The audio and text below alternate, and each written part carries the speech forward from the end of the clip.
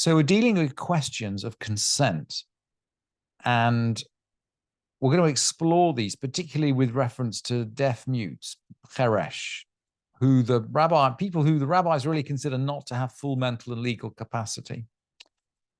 And most of the rest of this chapter, we're in the 14th chapter. Most of the rest of this chapter is composed of these questions of consent. But in order to get our mind round them, we need to remind ourselves about a Mishnah that we learned in the 12th chapter about someone who's deaf. Hacheresh shenechelatz v'hachereshet shechaltza v'hacholetzet lakatan chalitzata psula. If a deaf man submitted to chalitza, or if a deaf woman performed chalitza, or if someone performed chalitza on a minor, the chalitza is invalid. In other words, we need full mental capacity for chalitza. And by the way, this is not something that we need for yibum. So there's an asymmetry here. The bond of yibum between a man whose brother dies and his sister, his widowed sister-in-law, that is created instantly on the moment of death. And in fact, we learned that if we're going to carry out yibum rather than chalitza, that a sexual act does not require consent or knowledge. So effectively, yibum can happen without mental capacity. But chalitza requires mental capacity. So the two acts are asymmetric. And we're going to see that sometimes gets us into big, big trouble. But we're going to start anyway with some easy examples and then work up to the difficult ones. So the Mishnah is actually quite an interesting pedagogical. It's an interesting pedagogical model because, yes, it's going to start with some simple examples and then they get more complicated. And I thought about putting these on a graphic on the source sheet, but I just couldn't see how to draw them. So I haven't so far. If I can think of a graphic overnight, I'll do that. But let's jump in the Mishnah. We're in the third Mishnah of the 14th chapter.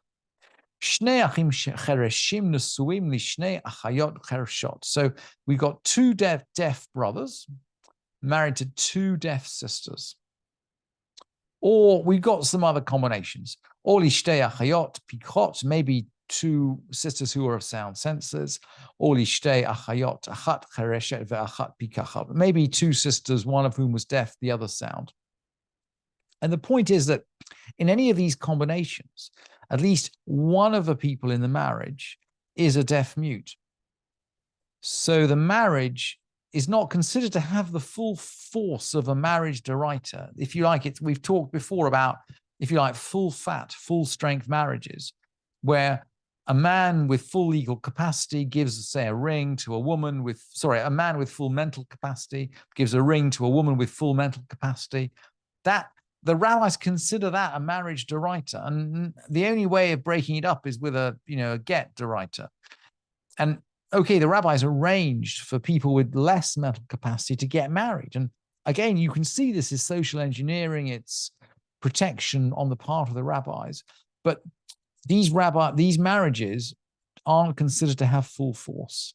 And all the examples we've had so far where at least one of the partners doesn't have full mental capacity comes in that category. These are rabbinic marriages. They're not considered deraita marriages. And similarly, let's just have another bunch of examples of marriages where at least one partner doesn't have full mental capacity. So, okay, now we're going to have two deaf sisters. We started with two deaf brothers. Now we got two deaf sisters. So they're married to two brothers who are of sound mind. Or maybe to two deaf mutes. Or two brothers, one of whom deaf and the other sound.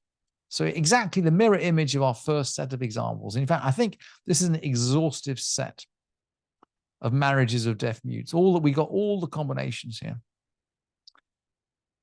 And the Mishnah concludes, and by the way, one of the brothers is going to die. The Mishnah doesn't say one of the brothers is going to die, but we can assume they're going to die because the Mishnah concludes, They're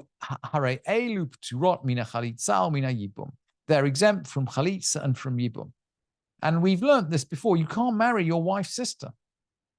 So when two brothers are married to two sisters, that whole mitzvah of yibum and chalitza just doesn't apply. You don't even need, yibum is clearly forbidden, but you don't need chalitza to get away from yibum because the whole thing just falls away. And we're saying that essentially both the relationship of yibum and of the original marriage, these are all derabanan. They're all equal status. We're not playing around balancing a marriage deraita against a marriage derabanan. These marriages are all equal status. They're all derabanan, and everything cancels itself out. In the event of a death, there's no chalitza and no yibum. Now, what if they're not sisters? V'im hayu nochriot. Maybe they're not sisters. Well, in that case, yibum is not forbidden. But remember, the deaf mute still can't perform chalitza. So we're in a really interesting situation. We can have yibum. In fact, we must have yibum. It's a mitzvah. But we can't have chalitza. There's no chalitza. What do we do? So the Mishnah rules, yachnisu. So they should marry them. If one of them dies, the other one will marry the sister-in-law. So how are we going to arrange chalitza? What if the sister-in-law doesn't consent? How are we going to do chalitza? But if they want to divorce them, they may do so. So we can't have chalitza, but we could actually have a divorce, and which would effectively have the same impact as chalitza. And because the deaf mute cannot perform chalitza, but we've learned in the previous couple of Mishnayot, he can perform divorce because he can do that via sign language. So they marry, and then if they don't want to remain married, they're divorced. These are the first set of examples. Then it gets a little bit more complicated. So we got two brothers, one dead and the other of sound senses. And they're married, nusuim lishtei achiot pikot, and they're married to two sisters of sound senses. So one brother is deaf, and the other is not. So one of these marriages is deraita, and the other is derabanan. Yeah, the women are both of sound senses. One of the two brothers is a deaf mute. So one marriage is deraita and the other is derabanan. So now we're getting into questions of balance, if you like, balancing the strength of the two relationships. So the first example we're going to bring, mate cheresh balapikachat.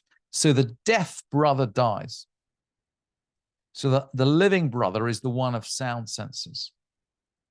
What does the brother of sound senses do, who's married to the one of sound senses? What does he do? And the Mishnah answers, Teitzei mishuma chotisha. She is exempt because she's his wife's sister. So he's married deraita.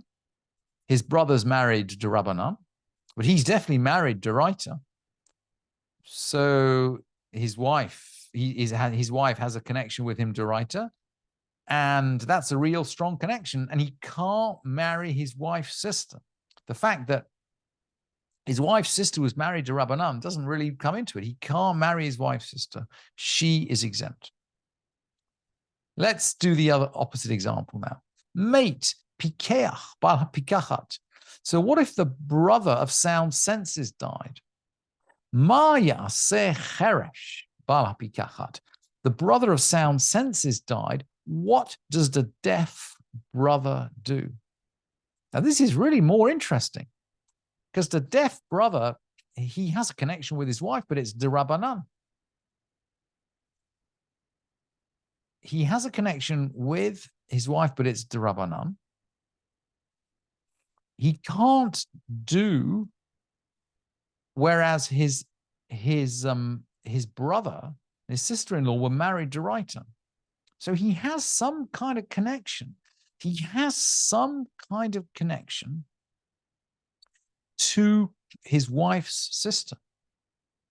And his marriage is not strong enough to wipe away that connection. So without his will, without his knowledge, he's not only connected d'Rabbanan to his wife, as he always was, but he's connected d'Oraita to his wife's sister. He actually has a stronger bond to his wife's sister, his sister-in-law, his brother's widow. He's got a stronger bond to his sister-in-law than he does to his wife. So, well, we know they're both forbidden, but the one who is most forbidden is his own wife. It's problematic. This is. I mean, this is a tragic situation. I mean, the Mishnah answers, "Motziat ishto v'get." He must send away his wife with a get, because he's got this relationship of yibum with his sister-in-law, and of course he can't do chalitza because he's a cheresh. He can't. He's got this bond he can't break. I mean, I have no idea whether this ever really, really happened, but if this ever happened, it's a tragic, tragic situation. So he sends his brother, he sends away his wife with a get, and then his brother's wife is forbidden forever because she's now the sister of his divorced wife. So he certainly can't marry her. So this poor man can't have a relationship with either of these two women, both, and of course the same for the women. They are both kind of stuck. I was going to say, of course, they can both marry other people. But neither of them have access to their original husbands.